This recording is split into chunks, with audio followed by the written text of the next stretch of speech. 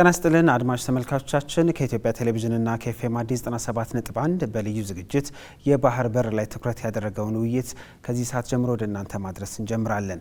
የባህር በር ጉዳይ የትውልዱ ጥያቄ ሆኖ መነሳት ጀምሯል። ኢትዮጵያም በሀገር ውስጥም በዓለም አቀፍ መድረኮችም ጉዳዩን በተመለከተ የተለያዩ የመንግስት አቋሞችን የምታስተናግድባቸው መድረኮች ላይም ጭምር የባህር በር ጉዳይን አጀንዳ በማድረግ ላይ ትገኛለች። ከጉዳዩ ጋር በተገናኘ የፖለቲካ ተንታኞች እንዲሁም ለጉዳዩ ቅርብ የሆኑ ኢትዮጵያውያን ጉዳዩን አስመልክቶ ሀሳባቸውን እያንሸራሸሩ ይገኛሉ። ይህን ጉዳይ መነሻ በማድረግ ከማህበረሰብ አንቂና ከፖለቲካ ተንታኙ አያና ፈይሳ ጋር ቆይታ የምናደርግ ነው የሚሆነው። እየተከታተላችሁ አብራችሁን እንድትቆዩ አክብሮት እንጠይቃለን። የባህር በር ባለቤትነት በዓለም ሀገራት ላይ እጅግ የህልውና ጉዳይ ተደርጎ እየተወሰደ ነው የሚገኘው። የዓለሙ የውሃ በሮች ሉዓላዊ በሆኑ ሀገራት የተያዙ ቢሆንም ለመጠቀም የሚያስችሉ ስምምነቶችም ተደርሰዋል። ከዚሁ ጋር በተገናኘ በ169 ሀገራት የተፈረመው የተባበሩት መንግስታት ድርጅት የባህር ህግ በዚህ ላይ ተጠቃሽም ነው። የዚህ ህግ አንቀጽ 69 የባህር በር የሌላቸው ሀገራት በየአካባቢያቸው ካለው ባህር የተፈጥሮ ሀብት እኩል የመጠቀም መብት እንዳላቸውም ይደነግጋል። ይህም ለገቢና ወጪ ንግድ ብቻ ሳይሆን አሳ ማጥመድን ጨምሮ ሌሎች በባህር ውስጥ ያሉ የተፈጥሮ ሀብቶችን ተጠቃሚነት መብትንም ያካተተ ነው። በዚሁ መሰረት አሁን ላይ ኢትዮጵያን ጨምሮ የባህር በር የሌላቸው 44 የዓለም ሀገራት ለወጪ ንግዳቸው የጎረቤቶቻቸውን ወደቦች እየተጠቀሙ ይገኛሉ። ከዚህ ባሻገር የጋራ መግባባትን እንዲሁም ደግሞ ሰጥቶ መቀበልን መሰረት ባደረገ መንገድም ከጎረቤት ሀገራት የባህር በር ያገኙ ሀገራትም አሉ። ይህንን መነሻ አድርገን የኢትዮጵያን የባህር በር ጥያቄና እስካሁን የባህር በር ጉዳይን አስመልክቶ እየተከናወኑ ያሉ ተግባራትን እያነሳን እንቆያለን። እንዳልነው የፖለቲካ ተንታኙና የማህበረሰብ አንቂው አያና ፈይሳ በቀጥታ ከአሜሪካን ስለ ጉዳዩ ከሱ ጋር እየተነጋገረን ቆይታ የምናደርግ ነው የሚሆነው። አብራችሁ እንድትቆዩ አክብሮት እንጋብዛችኋለን። ይህን ውይይት በመምራት ሰለሞን ጫላ አብሬያችሁ ቆይታ አድርጋለሁኝ። መላ ስቱዲዮ ክፍል ባልደረቦቻችን ደግሞ በምስልና በድምፅ ዝግጅቱ በጥራት ወደ እናንተ እንዲደርስ ያደርጋሉ። መልካም ጊዜ።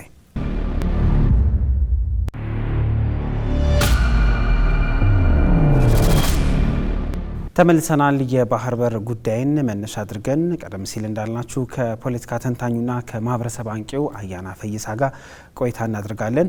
ኗሪነቱን በአሜሪካን ሀገር ነው ያደረገው። በቅርብ ደግሞ ኢትዮጵያ መጥቶ በኢትዮጵያ እየተከናወኑ ያሉ እንቅስቃሴዎችንም የመመልከት እድል አግኝቶ ነበረ። እንግዲህ ከቀናት በፊት ወደ ነዋሪ ወደ ሆነበት ሀገር አሜሪካ በማቅናቱ እንግዲህ አሁን ነዋሪ ከሆነበት አሜሪካ በቀጥታ በቪዲዮ ማለት ነው ከሱ ጋር ቆይታ የምናደርግ ነው የሚሆነው።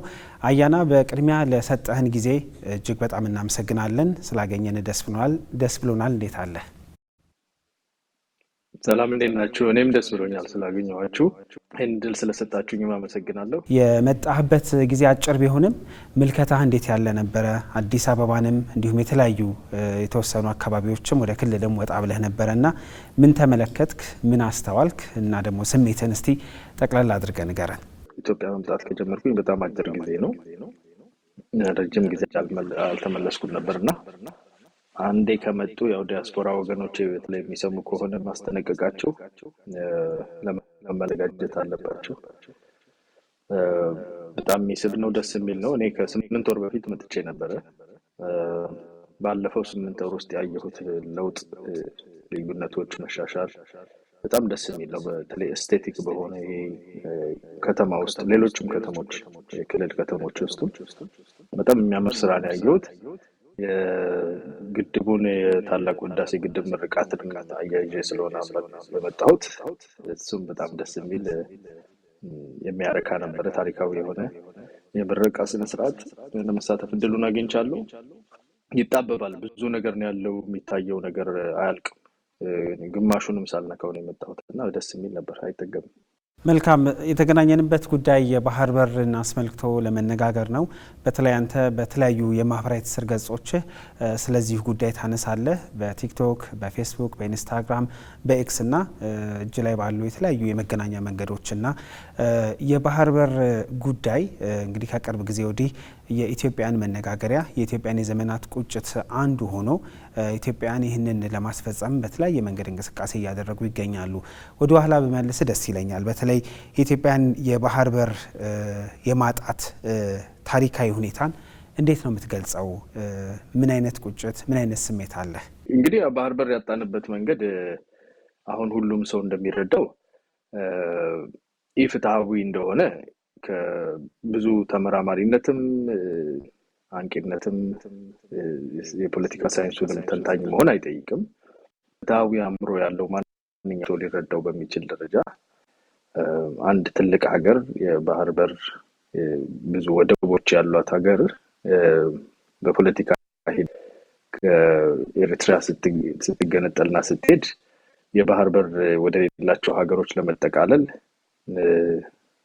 ምንም አይነት ፋይት ምንም አይነት ይህን ጉዳይ ለማስቀየር ሰጣ ገባ ያልፈጠረበት እሺ ብሎ ሆን ብሎ የተሰጠበት ሁኔታ አለ እና ይሄ እንግዲህ የኢትዮጵያን ትልቅ ኢንትረስት እንዲሁ ዝም ብሎ የተሰጠበት ነውና መቼስ አእምሮ የሚሰራ ሰው ፖለቲካን የሚያውቅ ሰው ይሄን እንደማያደርግ ይታወቃልና ማንም ሊጠረጥር የሚችል ሰው ላይ የሚችለው ብሎ የተሰራ ኢትዮጵያ ላይ የተሰራ ደባ እንደሆነ ያስታውቃል።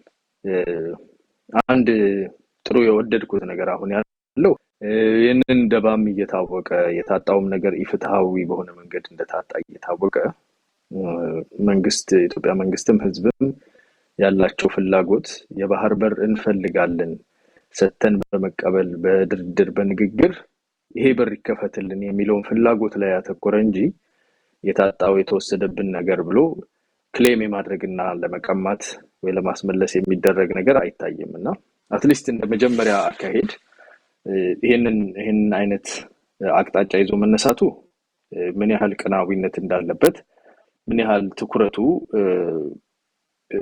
የራስ ጥቅም ላይ እንጂ ሌሎችን የመጉዳት ሌሎችን የማጥቃት ሳይሆን የራስ ጥቅም ላይ ያተኮረና ጥቅሙ ደግሞ ልንተውና ችላ ልንለው ማንችል ከህልውናችን ጋር የተያያዘ ነጋችንን የሚወስን እንደመሆኑ መጠን ግዴታ ስለሆነ ጥቅሙ ላይ ባተኮረ መንገድ ጎረቤቶች ከኛ ጋር ተስማምተው በጤነኛ አእምሮ የራሳቸውን ተጠቃሚነት ማዕከል ባደረገ መንገድ ይህን ጥያቄ እንዲመልሱ በዲፕሎማሲ በተለያየ ሰጥቶ መቀበል እየተሞከረ ያለበት ነው። ይሄ እንግዲህ ይበል የሚያስብል ነው። ግን ከፍላጎቱ አንፃር ወደ ኋላ ሄደን እንድናይ ደግሞ ያስገድደናል። አንተም እንዳልከው ኢትዮጵያ ለዝንተ ዓለም መቼም ወደብ ኖሯት የማያውቅ የባህር በር ኖሯት የማያውቅ ሀገር አድርገን እንድናስብ የተደረገው ባለፈው 30 ምናምን ዓመት ውስጥ ነው። ኢትዮጵያ የባህር በር ያጣችበትና የታጣበትን መንገድ ኢፍትሐዊ ነው። ቅድም ያነሳቸው የዓለም አቀፍ ህግጋት የሚደነግጉት አለ። እንኳን እንደኛ በኢፍትሐዊ መንገድ የባህር በር አሳልፎ የሚሰጥ የወገንተኝነት የሌለው የመንግስት ስትራክቸር ያው መንግስትም ማለት ያስቸግራል ሽግግር መንግስት ስትራክቸር ያደረገውን ነገር አይደለም ከመፈጠራቸውም ሀገር ሆኖ ከተመሰረቱበት ጊዜ ጀምሮ የባህር በር ኖሯቸው የማያውቁ ሀገሮች ላንድ ሎክድ የሚባሉት ማለት ነው እንዴት አድርገው ባህርን እንዴት እንደሚጠቀሙ ወደብ ብቻ ሳይሆን ሄሪቴጅ ኦፍ ሂዩማኒቲ የሚባል የዓለም ሁሉ የሰው ልጅ የተፈጥሮ ሀብት ነው የሚባለውን ሃይ ሲስ የሚባለውን ባህርን ከ20 ናውቲካል ማይል በኋላ ያለው የሁላችንም ነውና የዓለም ሁሉ ነውና እሱን እንዴት ይጠቀሙ የሚል ህግ አለ። ቅድም ያነሳው አንቀጽ 69 አለ። በዋነኝነት የሚጠቀሰው አንቀጽ 10 ነው። አንቀጽ 125 እስከ 128 አሉ።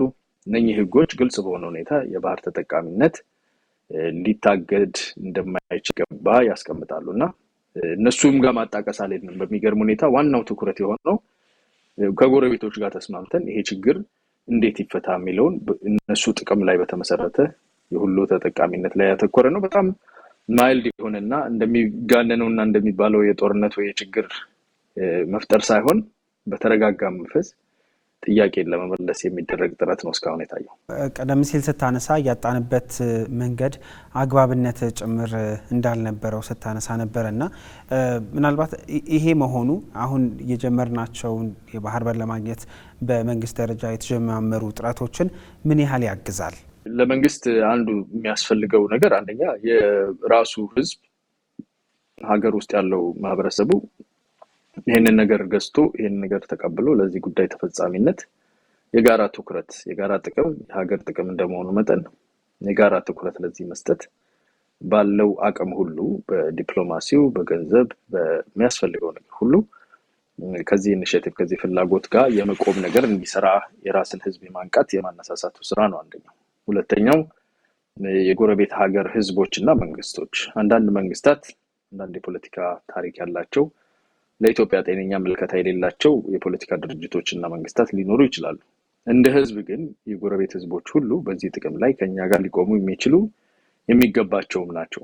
because የነሱም ጥቅም እዛ ውስጥ ስላለ የመቀማት ፖሊሲ ወይም ይሄ ክሌም ሳይሆን ኮስት ነው እያደረግን ያለነውና በዛ ውስጥ እኛ እጃችሁ ከምን ብንባል ልንሰጥ ብዙ ነገር አለን የሚል የመንግስትና የህዝብ አቅጣጫ ስላለን የነሱን ወገንተኝነት ለመግዛት ለማሳወቅ ይጠቅማል። እንደ መሰረት ዝም ብለን ከሜዳ ተነስተን ሳይሆን ብንጠይቅም የኛ ነው ብንልም ክሌም ብናደርግም ሌላ እርምጃም ብንወስድ የሚያምርብን ሆነን ሳለን በቀጠናውን ሰላምና ሉዓላዊነቶችን ለማክበር ሲባል በጣም ቀዝቃዛ የሆነውንና ሰላማዊ የሆነውን የነሱን ተጠቃሚነትም ውስጥ ያለውን አማራጭ እየወሰን እንዳለን ለማስረዳት ለማሳየት ይረዳናል። መሰረት የሆነ ፕሬሚስ ይሆነናል ማለት ነውና ይሄ በጣም ወሳኝ ነው። ህዝባችንም እንዲያውቅ ቁጭትን እንዴት ነው የምንጠቀመው የሚለው የራሱ አካሄድ አለው። ቁጭት ዝም ብሎ ተብሰልስሎ በውስጥ ይሄ ብሎ ለመቅረት ነው ወይስ ዘመን አሁን እየተቀየረ መሄድ ያለበት ነገር እንደሆነ ይታመናል። እኔም እስማማለሁ በዚህ። ግን ያ ቁጭት መፈጠሩ አስፈላጊ ነው። በመጀመሪያ ደረጃ ያለውን ኢፍትሃዊነት ሀገራችን ካላት አቅም ካላት ልትቀመጥበት ከነበራት ደረጃ ከነበራት በእጇ ከነበሩ ነገሮች ዝቅ እንድትል የተደረገው አግባብ እንዳልሆነ ማወቅ በዛ መቆጨት ትክክል ነው። ተቆጭቶ ጎረቤት መረበሽ አያስፈልግም፣ ሰላም መንሳት አያስፈልግም። ተቆጭቶ ደግሞ ዝም ብሎ የኛ ነገር ብሎ እንባ ወደ ሰማይ ረጭቶ የሚቀርበትም አይደለም። ይሄን ቁጭት በጤነኛ በሰላማዊ መንገድ ለማስመለስ መጀመሪያ ቁጭቱን መፍጠርም የራሱ የሆነ አዎንታዊ ተጽዕኖ አለው ማለት ነው። ባህር በርና የወደብ ጥያቄ እያነሳን ነው የምንገኘውና የጥያቄው አስፈላጊነት ላይ በቀጥታም በተዘዋዋሪም የነካካቸው ነጥቦች ይኖራሉ። ቀደም ሲልም ስጠቅስ ስለነበረ እንደው ከዓለም አቀፍ ሕግጋት ከዓለም አቀፍ ሕግ ካስቀመጠው አንጻርስ እንዴት ይታያል የተቀመጠው ጥያቄ? የተቀመጠው ጥያቄ ዓለም አቀፉ ሕግ የባህር በር ተጠቃሚነትን ግልጽ በሆነ ሁኔታ የባህር ትራንዚት ኔሽንስ የሚባሉ በባህርና በባህር አልባ በሆኑ ሀገሮች መካከል ያሉት እንዴት አድርገው ይሄን ሊያስተናግዱ እንደሚገባ የሚያስቀምጣቸው ነገሮች አሉ። ለዚህ ለትራንዚት ኔሽንስ የሚሰጣቸው መብትና ጥንቃቄዎች አሉ። ሉዓላዊነታቸው የድንበር አንድነታቸውን መከበር አለበት። ይሄ ሳይነካ ግን ቸሮታም እንዳልሆነ መታወቅ የባህር በርን ኢትዮጵያ እንድትጠቀም አክሰስ እንዲኖራት ዝም ብሎ ፖርት ተከራይቶ ከማስገቢያና ማስወጫ ሳይሆን የባህር አክሰስ መስጠት ለሀገራት በቸርነት የሚደረግ ሳይሆን ዓለም አቀፋዊ መብታቸው እንደሆነ ምክንያቱም ከዛው ከወደብ ወይም ከባህር በር ካለበት ሾር ከሚባለው ማለት ነው ውሃና መሬት ከሚገናኝበት የተወሰኑ ኪሎ ሜትሮች ከሄደ በኋላ የሁሉም ሰው ነው ውሃ። ባህሮች ውቅያኖሶች የሁሉም ናቸውና ስለዚህ ኢትዮጵያ የራሷ ንብረት አላት ማለት ነው። የራሷ ድርሻ አላት በዓለም አቀፉ ውሃ ላይ እንደ ውቅያኖስ ላይ የአትላንቲክ ውቅያኖስ ላይ የትኛውም ባህር ላይ ቀይ ባህርን ሲጨምር የኢትዮጵያ ድርሻ አለ። የኢትዮጵያ ሕዝብ ሰዎች ስለሆነ ሄሪቴጅ ኦፍ ሂዩማኒቲ ነው የሚባሉት የሁላችን ስለሆነ ንብረታችን ወደ ሆነ ነገር እንድንሄድ በር ነው የምንጠይቀው። ይሄ በር እንዴት ነው የሚደረገው የሚለውን የተባበሩ መንግስታት ህግጋቶች የተለያዩ መንገዶችን ያስቀምጣሉ። ባይላተራል የሆኑ በሁለት ሀገራት መካከል በትራንዚት ኔሽን እና በላንድ ሎክ ኔሽን በሚባሉት መካከል በሁለትዮሽ ባይላተራል ማለት በሁለትዮሽ ግንኙነት እንዴት አድርጎ ይፈታ የሚል አለ። ከዛ የዘለለ ነገር ካለ ደግሞ ትራይላተራል ወይም ደግሞ ሶስትዮሽ ወይም ሌሎችን ዓለም አቀፍ ተቋማት ገብተውበት እነኚህን ነገሮች እነኚህ መደላደሎች እንዴት ያደርጉ የሚለው ግልጽ በሆነ ሁኔታ ያስቀምጣል። መብቶቹ የተጠበቁ ናቸው። የዓለም አቀፍ ህዝብ ሁሉ ጥቅም ነው። በሚያስገርም ሁኔታ እኛ ቤር ሚኒመም ትንሹን ነው እየጠየቅን ያለነው እንጂ ዲማንድ እያደረግን ያለነው ቢኮዝ ከሚታወቁት 40 በላይ ከሚሆኑ ላንድ ሎክድ ወይም ደግሞ ባህር በር ከሌላቸው ሀገሮች ውስጥ ኢትዮጵያ ትልቁ ነው በህዝብ ብዛት። በታሪክም እንለያለን። የባህር በር አልባ ሆነን የተፈጠረን ሀገር አይደለም። እነኚህ አሁን ባህር በር ያላቸው ሀገሮች የነጻነት ቀን አላቸው። እኛ የነጻነት ቀን እንኳን ያለን ሀገር አይደለም። የድል ቀን ያለን በጣም ረጅም ታሪክ ያለን ኢንዲፔንደንት ሆነን የኖርን ትልቁን የባህር በር ከፊት ለፊታችን ትራንዚት ኔሽን ሆና ያለችው ኤሪትሪያ የዛሬ 34 ዓመት እነሱ እንደሚሉት በዲፋክቶ ሳይሆን በድጆር በፈቃደኝነት ላይ በተመሰረተ በህዝብ ምርጫ በዩናይትድ ኔሽንስ ተገንጥሎ የራሳቸው ሀገር እንዲሆኑ የፈቀደ ሀገር ነው። ስለዚህ ይሄንን ሁሉ አትሪቢዩት እያለ በዚህ ሁሉ ደረጃ ልዩ የሚያደርጉ ነገሮች እያሉ ባህር በር ደግሞ በርቀትም ከ60 ኪሎ ሜትር 70 ኪሎ ሜትር በሚሆን ርቀት ላይ ኦሬዲ ገንብተነው አሰብን ፖርት የሰራ ሀገር ኢንቨስት ያደረገ ሪፋይነሪ ያለው ሀገር እንደመሆኑ ማለት ነው። በኢትዮጵያ ህዝቦች ሀብት የተገነባ ወደብ እንኳን አለን እዛ ላይ አሁን ከጥቅም ውጭ ሆነ ያለ ማለት ነው። እና ይሄ ሁሉ ታሪክ የሚያመላክተው ኢትዮጵያና የኢትዮጵያ መንግስት እየመረጡ ያሉት በጣም ሰላማዊውን ለስላሳውን መንገድ ነው። በእኛ የምንፈልገው ጠቅመናችሁ እንጠቀም፣ ይሄ ታሪክ ጥፋት ከኛ ላይ ይነሳ፣ የባህር በር ብቻ ነው የምንፈልገው። ይሄን በር ለማግኘት ደግሞ አምጡ ብቻ ሳይሆን እኛም እጃችን ካንዳችሁ ነው የምንሰጠው ሳንታናጣ ይሄን እንስጥ ብለን እየጠየቅን ያለ ነው። እና ይሄን እንደ ቅሚያ እንደ ንጥቂያ እንደ ጦርነት ፍለጋ ተደርጎ የሚነሳው ወሬ መጀመሪያ ላይ ባህር በር ካጣንበት ዓላማ ጋር የተያያዘ ነው። ኤርትራን ለማስገንጠል ኢትዮጵያን ባህር በር አልባ ለማድረግ ይሄንን ሊያደርጉ የተዘጋጁ ድርጅቶችን በማዋቀር ስፖንሰር በማድረግ ሲሰሩ የነበሩ ታሪካዊ የሆነ ኢትዮጵያን ወደ ኋላ ማስቀረት ፍላጎት ያላቸው አካላት እነኚህን አካላት ስፖንሰር ከማድረግ ከኢትዮጵያ ወገን ሆኖ ሰጪ የሆነው ከዛኛው ወገን ሆኖ ወሳጅ የሆነው በር የዘጋውን ማለት ነው አካል ለመመስረት ለማስገንጠል ይሄን ይዞ እንዲገነጠል ለማድረግ በቋሚነት የሚሰሩ አካላት አሉ። ይሄ አሻጥር ጠፍቶን ሳይሆን አሁንም ቀጠናን የማረጋጋት ኮር ስቴት ነን እኛ። ሰፊው ህዝብ ትልቅ ታሪክ ትልቅ ትስስር ከሁሉም የዓለም ሀገራት ጋር ከምስራቁ ጋር ከምዕራቡ ጋር ከሚድል ፓወር ከሚባሉት ከአረቦቹ ጋር ጥሩ ግንኙነት ያለን እንደመሆናችን የተደገሰበት ሁሉ ለጠብ ስለማንሄድ ችግር መፍጠር ስለማንፈልግ የቀጠናው አረጋጊ መሆን ችግራችንን ጥያቄያችንን ብቻ ላይ ያተኮረ የባህር በርን ስጡን ነው ያቅጣጫ ስጡን ነው እንጂ ዝም ብለንም አለ በባዶ እጅም ሳይሆን ምን ሰተናችሁ ትከፍቱልናላችሁ የሚል በጣም ትሁት የሆነውን መንገድ ነው እስካሁን እየተወሰደ ያለው። ለዛ ነው ለማጨናገፍም ለይሄንን ነገር እንደዛ አስመስሎ ለመሳለም ትልቅ መራኮት ያለው። ይሄ ጥያቄ እንዳይጠየቅ ብዙ ዋጋ የከፈሉ ብዙ ዘመን የሰሩ አካላት ፋይናሊ ኢትዮጵያ ህዝብም ኢትዮጵያ መንግስትም በተጠናከረ መንገድ ይሄንን ፍላጎት ሊያስመልስ እንደተነሳ ስላየው ቀደም ሲል ስታነሳው ነበር ይሄንኑ ጥያቄ በተመለከተ አንዳንዱ ሉዓላዊነትን ከመጋፋት ነፃነትን ከመጋፋት አንፃር ይሄንኑ ጥያቄ በተመለከተ ቀደም ሲል እንዳልኩት ከሉዓላዊነት መጋፋት ከነፃነት መጋፋት ጋር አስተሳስሮ የሚያነሳበት አጋጣሚዎችን እናስተውላለን። እንዴት አየኸው?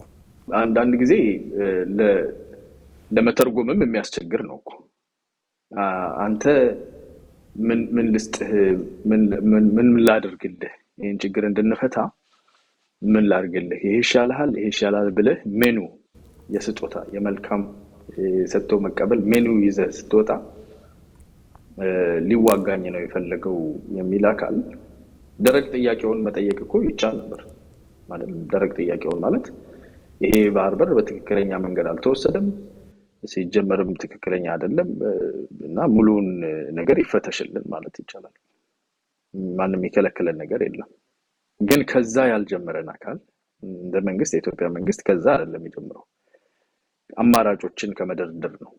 የላንድ ስዋፕ ይደረግላችሁ መሬት ይሰጣችሁ ትልልቅ የሆኑ ትርፋማ የሆኑ ከአንዳንዶቹ ጎረቤቶቻችን አጠቃላይ ጂዲፒ ያመታዊ ወጫቸውን ገቢያቸውን ኤክስፖርት ኢምፖርት ተቀናንሶ ሁሉ ነገራቸውን ገቨርንመንት ኤክስፔንዲቸራቸው ተደምሮ ጂዲፒያቸው ከአንዳንዶቹ ድርጅቶቻችን ያነሰ ነው። እንደ ኢትዮጵያ ኤርላይንስ ኢትዮጵያ አየር መንገድ ከአንዳንዶቹ ጎረቤቶቻችን የመላ ሀገር ወጪና ገቢ ይበልጣል።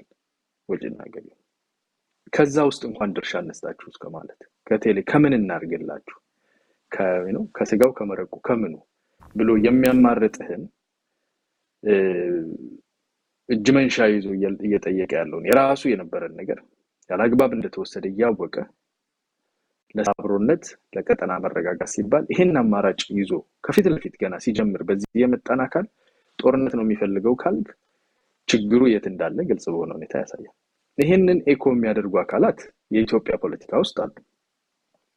ዋናው እነኛ አካላት ለዘመናት ለ50 ለ60 ዓመታት ቢያንስ በትንሹ የሰሩት ስራ በዓለም አቀፍ ተቋማት ውስጥ አስፈጻሚ አድርገው በመሰግሰግ በኢትዮጵያ ፖለቲካ ውስጥ ተላላኪና አስፈጻሚ አድርገው በመሰግሰግ ኢትዮጵያን ወደ ኋላ ማስቀረት ቀጠናው ላይ ኢትዮጵያዊነት ኢትዮጵያ ወደ ላይ ከፍ የምትልበት አማራጭና አጋጣሚ እንዳይፈጠር የመስራት የተሸረበ ነገር አለ። ይሄንንም ስለምናስተውል በተቻለ መጠን ከውስጥ የራስን ጉዳይ እየፈቱ ጥያቄዎችን እየመለሱ ቀጠናን እያረጋጉ የመሄድ ስራ ስላለ ነውና ከዚህ በዘለለ እንግዲህ ሰላማዊነት አልፈ ጥቅሜን ውሰዱት ከሞኝ ደጅ ሞፈር ይቆረጣል ቆርጣችኋል ሞኝ ነኝ ኢትዮጵያ የምትባል ሀገር ከፋፍዬ በብሔር በማንነት ላይ ትኩረት ሰጥቼ የጋራ ጥቅም የሌለው የጋራ ፍላጎትና የጋራ ማንነት የማይገነባ ህዝብ አድርጌዋለሁ በቃ ተሳክቶላችኋል ቀጥሉ ተኝተናል ብሉና ጨርሱ የሚለውን መንፈስ ከዚህ ያነሰው ይሄ ብቻ ነው። ይሄንን ደግሞ አንቀበልም እያለ ነው እንደ ህዝብ የኢትዮጵያ ህዝብ እንደ መንግስት የኢትዮጵያ መንግስት የዚህ ጊዜ አክትሟል። ግን ደግሞ ይሄ አከተመ ብለን ዱላ ይዘን አልተነሳንም ስጦታ ይዘን የተነሳነው ይሄ ችግር መፈታት አለበት ኢፍትሃዊ ነው የነበረውን ነገር መልሶ አንልም ሉዓላዊነቶቻቸውን የሚነኩ ነገሮች አንገባም ታሪክን ጠቅሰን ህግን ጠቅሰንም በግድ አንጠይቅም የምናደርገው አንድና አንድ ነው ይሄ ጥያቄ ይፈታል ባይሁክ ክሩክ ይፈታል እኛ ግን እዛ ሁኩም ጋር ሳንደርስ ክሩኩም ጋር ሳንደርስ ለገዛ ጥቅማችሁ ለገዛ የወደፊት ተስፋችሁ ሲባል ይሄንን አድርጉ የህዝብ ፍላጎት ቢሆን እንደ ህዝቡ ቢሆን እንደ ኤርትራ ህዝብ ቢሆን እንደ ሶማሊ እንደ ሌሎች ጎረቤት ህዝቦች ቢሆን ዘለው ወዲያው የሚቀበሉት ነው because ብዙ ችግር ብዙ ፍላጎት አላቸው ብዙ ኢትዮጵያ ጋር ቢሰራ የሚፈታ ነገር አላቸው ግን በላያቸው ላይ የተሰሩት መንግስታት እዚህ በቀጥታ ጎረቤቶቻችን ካሉት ከነ ኤርትራ ከነ ሶማሊያ ጋር የተገናኙ አይደሉም እነኚህ መንግስታት ሌላ ባለቤት ሌላ የረጅም ጊዜ ስፖንሰር አብራቸው የሚሰራ አካል አለና እሱን ማኑቨር ማድረግ እሱን ናቪጌት ማድረግ ስራን እየተሰራ ያለው ስለዚህ ምን ጦርነት የፈለገ መንግስት እኮ ጦርነት መግባት ማለት ነው የሚከለክል ሰራዊት አለ አይደል መዝመት ይችላል ሰርፕራይዝ ነው እንግዲህ በጦር ሜዳ ከሚታወቁት አይተኬ ከሚባሉት መሳሪያዎች ውስጥ አንዱ ሳይጠበቁ መድረስ ነው እና የኢትዮጵያ መንግስት 2 አመት 3 አመት ቀድሞ ጦርነት ቢያስብ ይሄንን ሁሉ ድግስና ግርግር አደባባይ ወሬ ምን አመጣው ሳይጠበቅ መድረስ የሚችልበት ኃይል ይዞ ነው ቁጭ ያለው ድንገት ሰርፕራይዝ ኦቨርዌልም ማድረግ ይችላል ይሄን ቢፈልግ ግን አማራጩ የጦርነት ቀጠና ይርመረበሽ አይደለም ሆኖ ማያውቅም አሁን እየተፈለገም ያለው ለወደፊትም እስከተሳካ ድረስ እስከተቻለ ድረስ የሚሞከረው በሰላማዊ መንገድ የባህር በር ተዘግቶብናል በህገወጥ መንገድ የተዘጋብን የባህር በር በሰላማዊ መንገድ በጥቅማችሁ ላይ ተመስረታችሁ ክፈቱ የባህር በር የኢትዮጵያን ጥያቄ መነሻ አድርገን ከፖለቲካ ተንታኙና ከማህበረሰብ አንቂው አያና ፈይሳ ጋር ቆይታ እያደረግን ነው የምንገኘው ይህንን የባህር በር ጉዳይ በተመለከተ ኢትዮጵያ እንግዲህ ጥያቄውን ካነሳች ወደ 1 አመት አካባቢ ተቆጥሯልና ባለፈው 1 አመት ሀገር ውስጥ ባለፈ በዓለም አቀፍ ትላልቅ መድረኮች ጭምር ጉዳዩ አጀንዳ እየሆነ ነው የሚገኘው በቅርቡ የኢፌዴሪ ፕሬዝዳንት አምባሳደር ታዬ አጽቀሥላሴ ለሁለቱ ምክር ቤቶች በመክፈቻ ንግግራቸው ባደረጉበት ጊዜ ይሄው ጉዳይ በዓለም አቀፍ መድረኮች ጭምር አጀንዳ መሆኑን ከፍታውም ግለቱም እየጨመረ መምጣቱን ጠቅሷል ለዚህ ደግሞ ማሳያው የቅርቡ የተባበሩት መንግስታት ድርጅት ጠቅላላ ጉባኤ አንዱ ማሳያ ነው እንደው አያና በዓለም አቀፉ ማህበረሰብ ዘንድ እንዲሁም ደግሞ በተለያዩ ዓለም አቀፍ መድረኮች ይሄው ጉዳይ አጀንዳ እየሆነበት ያለበትን ደረጃ እንዴት ተገመግመዋል ይሄስ ምን ይነግረናል እንደው እዚህ ላይ ደግሞ የተወሰነ ሐሳብ ብታነሳልን ዓለም አቀፉ ማህበረሰብ ብዙ ጊዜ ከገላጋይነት የዘለለ ተሳትፎ ማድረግ ላይ ጠንካራ ልምድ የለውም ማለት እንችላለን በተለይ አፍሪካንና በማደግ ላይ ያሉ ሀገሮችን በሚመለከት ኢትዮጵያ ጥቅሟን እያነሳችበት ያለችው መንገድ ከተለመደው አሁን ከዚህ ቀደም ያነሳውልህ የተለመደው አፍሪካ ውስጥ ወይም በማደግ ላይ ያሉ ሀገሮች ላይ የተለመደው አንደኛ ከሌላ መንግስት ወይም የውጭ ኃይል ፍላጎት ጋር ተጣብቆ እሱን ለማስፈጸም ከሚደረግ እንቅስቃሴ ይሄ ባለቤት ይዘህ ስፖንሰር ይዘህ የምታደርገው የራስ ፍላጎት ላይ ብቻ ሳይሆን የሌሎችንም ኢንትረስት ለማስፈጸም በዛ ውስጥ ምናልባት የሚራገፈው ነገር ነው ያንተ ፍላጎት የሚሆነው ይሄንን አይነት ግንኙነት የማይፈቅድ እና የራሱን ፍላጎት ጥርት ባለ ሁኔታ አስቀምጦ እዛ ፍላጎት ላይ መብቱን የሚለይ የዓለም አቀፍ ማህበረሰቡን ተሳትፎም ደግሞ የለየና ሰላም ላይ ያተኮረ የጎረቤቶችን ጥቅም ላለመንካት የሚጠነቀቅ አካሄድ ነውና ይሄ አካሄድ ብዙ ትኩረት እያገኘ ነው። መጀመሪያ ላይ የነበረው መዋከብ በተለይ በሶማሌላንድ በኩል የተደረገውን የመጀመሪያ ጥረቶች ውጤት የነበረውን ብዙ ሰዎች የሶማሌላንድ ላይ የነበረውን እንደ ኪሳራ ወይ እንደ ምንም እንዳልተገኘበት አድርገው ይቆጥራሉ። ያው ይሄ ዲፕሎማሲን ካለመረዳት የሚደረግ ነው። እዛ ላይ የተደረገው ጥረት ለኢትዮጵያ ምን አይነት የዲፕሎማቲክ ግራውንድ ሰጥቷል? አንደኛ ሙከራው በምን አይነት መንገድ ሄዷል?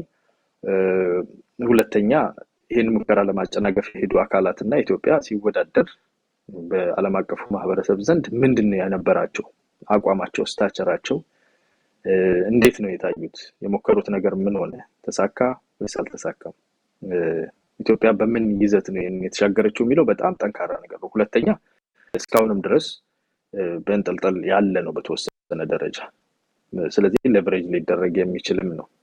ከዛ ውስጥ የወጣው ግን ብዙ ትልቁ ነገር የዓለም አቀፉ ማህበረሰብ የኢትዮጵያ ፍላጎት ምን ያህል እንደሆነ እውነተኛ እንደሆነ ምን ያህል ፍትሃዊ እንደሆነ ዓላማውና ትኩረቱም ደግሞ ለሌላ ሀገር ወይም ለሌላ ወገን ተቀጥሮ ጎረቤትን የማመስ ወይም ረብሻ የመፍጠር ሳይሆን የራስ ፍላጎት ላይ ያተኮረ እውነተኛ በሆነ አንድ ጠንካራ መሆን የማደግ ሀገር የራሱ ፍላጎት ላይ ትኩረት አድርጎ ጎረቤቶቹን ሳይጎዳ የሚሄድበት መንገድ እንደሆነ እይታው እየሰፋ ነው። ህጉ ላይም ብዙ ነገር ላይ መግባባት አለ። አሁን የጎረቤቶቻቸውን ሉዓላዊነት አክብሩ ምናምን የሚለውም ነገር ቀርቷል። ቢኮዝ እንደምናከብር ታይቷል።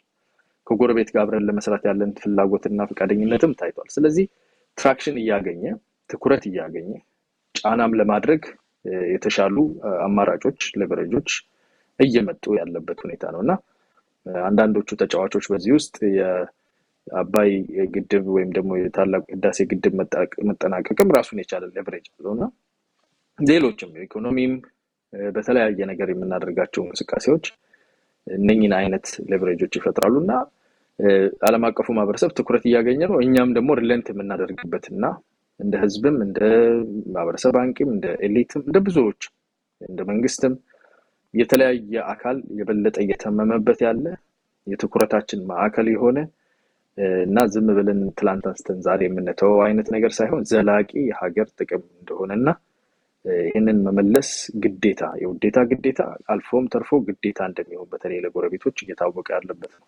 ስለሰጠህን ሰዓት በጣም እናመሰግናለን። በአድማጭ ተመልካቾቻችን ስም ሰለሞን ጫላ ነበርኩኝ። መላ ስቱዲዮ ክፍል ባልደረቦቻችን በምስልና በድምጽ አብረውን ስርጭቱ በቀጥታ እንዲተላለፍ ጥረት ሲያደርጉ ሲያግዙ ነበረ። እነሱንም እናመሰግናለን። ፕሮግራማችን አብቅቷል። ጤና ይስጥልን።